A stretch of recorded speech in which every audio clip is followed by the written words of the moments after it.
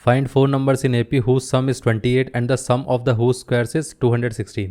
Basically यहाँ पर हमारे पास कहा गया है कि 4 नंबर्स हैं, हमें वो 4 नंबर्स AP में बताने हैं जिनका सम कितना दे रखा है। सम दे रखा है 28। अब देखिए, सबसे पहले हम एक बात कर लेते हैं।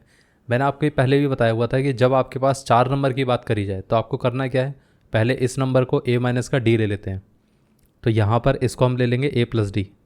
अब इन दोनों के बीच में अगर हम डिफरेंस देखें तो वो कितना आता है, इन दोनों के बीच का डिफरेंस है 2 टाइम्स ऑफ डी का, मतलब कॉमन डिफरेंस इसमें 2d है। तो इससे पहले वाला नंबर क्या होगा, वो आ जाएगा a माइनस 3d, क्योंकि इससे हम 2d कम लेंगे। और इस पे यहाँ पर ही कितना आ जाएगा, a प्लस 3d, क्योंकि यहाँ से 2d ज़्यादा रहेगा। अब क्योंकि हमें 4 नंबर चाहिए थे तो यही हमारे पास 4 नंबर रहेंगे। अगर मान लेते हैं कि उसने कहा होता 6 नंबर्स, तो हम क्या करते, इससे भी 2d कम कर देते, इससे भी 2d ज़्यादा कर देते, तो 6 नंबर्स आ जाते। इस तरीके से मैंने आपको बताया था कि जब भी इवन नंबर ऑफ टर्म्स दी जाएँ AP की तो हमें इस तरीके से टर्म्स निकालनी है। ये पार्ट क्लियर हो गया। अब देखिए, यहाँ पर हमारे पास 4 टर्म्स क्या थी, ये वाली टर्म्स थी। इतना क्लियर है। तो हम यहाँ पर ऐसा बोल सकते हैं ना कि इनका सम कितना दे रखा है।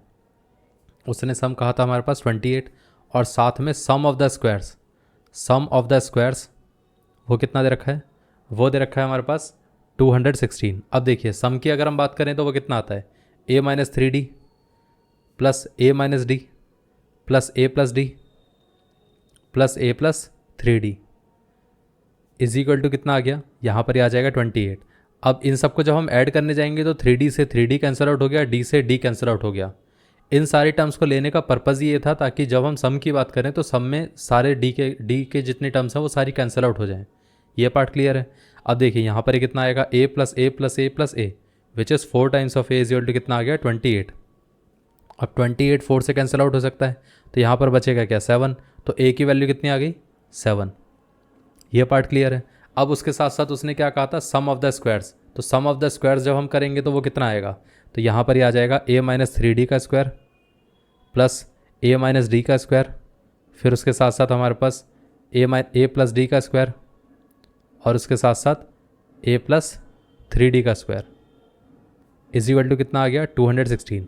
अब देखिए, यहाँ से अगर हम देखें तो वो कितना आता है, अगर हम इसका स्क्वायर करेंगे तो ये आ जाएगा a स्क्वायर प्लस 3d का स्क्वायर माइनस का 2 times of a into 3d। अब ये कितना आ जाएगा, ये आ जाएगा हमारे पास a square plus D square minus का 2 times of a into D. अब इसका अगर हम स्क्वायर करके देखेंगे तो ये कितना आ जाएगा, a square plus D square plus 2 times of a D. और इसका अगर हम स्क्वायर करेंगे तो ये आ जाएगा a स्क्वायर प्लस 3d का square plus 2 times of a into 3d is equal to कितना आ गया, 216। अब 2 times of AD 2 times of AD ये दोनों कैंसिल आउट हो गए। अब बचा क्या हमारे पास, बचा हमारे पास यहाँ पर ये दोनों भी कैंसिल आउट हो जाएंगे। अब बचा हमारे पास सिर्फ a स्क्वायर और d स्क्वायर। अगर हम a स्क्वायर को ऐड करेंगे तो ये आ जाएगा 4 टाइम्स ऑफ a स्क्वायर। अब यहाँ से अगर हम d स्क्वायर को कॉमन लेके देखें तो ये कितना आता है, ये आ जाएगा 3 स्क्वायर मतलब 9, फिर यहाँ पर 1 प्लस 9, और ये कितना आ गया, 216। इतना क्लियर है। अब देखिए, यहाँ से अगर हम देखें 4 टाइम्स ऑफ a स्क्वायर कितना है, a की वैल्यू कितनी दे रखी है, अगर हम यहाँ पर a की वैल्यू देखें तो ये है 7, तो ये 7 का स्क्वायर आ जाएगा, प्लस ये कितना आ गया 9 9 18, 18 प्लस 2 कितना आ गया 20, तो 20 times of d square is equal to कितना आ गया 216। अब देखिए 20 times of d square is equal to कितना आ गया 216 माइनस 4 टाइम्स ऑफ 7 स्क्वायर। इतना क्लियर है। अब यहाँ से अगर हम चाहें तो पूरे इक्वेशन को हम 4 से डिवाइड कर सकते हैं। तो 4 से अगर हम डिवाइड करेंगे तो कितना आएगा, इसको 4 से डिवाइड करेंगे तो 5 आ जाएगा, यहाँ पर इसको 4 से डिवाइड करेंगे तो 4 5 20, 4 4 16, इसको 4 से डिवाइड करेंगे तो ये दोनों तो कैंसिल आउट हो गए। अब यहाँ से देखिए कितना आ गया, 5 times of d square is equal to 54 minus 49 which is nothing but 5। अब यहाँ से देखिए, अगर हम इस पूरे पार्ट को देखें तो इसमें से 5 से 5 कैंसिल आउट हो सकता है, तो बचेगा क्या हमारे पास, d square is equal to 1। अगर d स्क्वायर 1 है तो हम यहाँ से बोल सकते हैं ना कि d इज इक्वल टू कितना रहेगा, प्लस माइनस 1, क्योंकि स्क्वायर रूट करेंगे तो यहाँ पर प्लस और माइनस का 1 दोनों एक साथ आएंगे। ये पार्ट क्लियर हो गया। अब आप एक चीज़ सोचिए कि हमारे पास यहाँ पर अगर हम ध्यान से देखें तो a की वैल्यू कितनी आती है 7, और साथ में d कितना आ रहा है, d आ रहा है हमारे पास +1, और उसके साथ साथ -1 भी आ रहा है। तो एक काम करते हैं, अगर हमारे पास यहाँ पर d की वैल्यू +1 आती है तो हम केसेस बना के देख लेंगे। फिर उसके साथ साथ अगर हमारे पास यहाँ पर a इज इक्वल टू तो 7 ही रहेगा, लेकिन अगर d की वैल्यू -1 रहती है तब क्या केसेस रहेंगे। तो पहले हम इन नंबर्स की बात करते हैं। तो नंबर्स क्या थे, a माइनस 3d, फिर ये नंबर था हमारे पास a माइनस डी, फिर यहाँ पर a प्लस डी, और फिर साथ में कितना था a प्लस 3d। अब a कितना है 7, 7 माइनस 3 टाइम्स ऑफ 1, फिर यहाँ पर ये आ जाएगा 7 minus 1, and this one is 7 plus 1, and this one is 7 plus 3 times of 1। अब 7 माइनस 3 कितना हो गया 4, 7 माइनस 1 कितना हो गया 6, 7 प्लस 1 कितना हो गया 8, और यहाँ पर 7 प्लस 3 कितना हो गया 10। तो ये हमारे पास नंबर्स आ गए।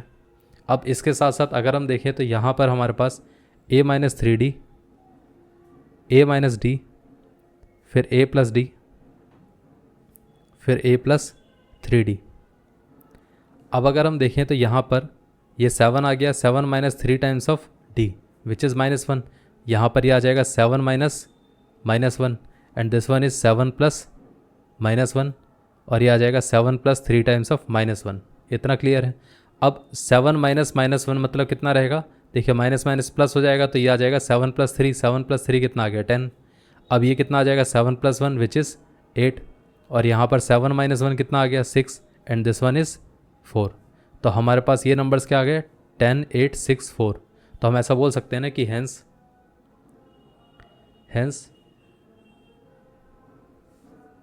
The 4 numbers in AP are 4, 6, 8, 10 और 10, 8, 6, 4।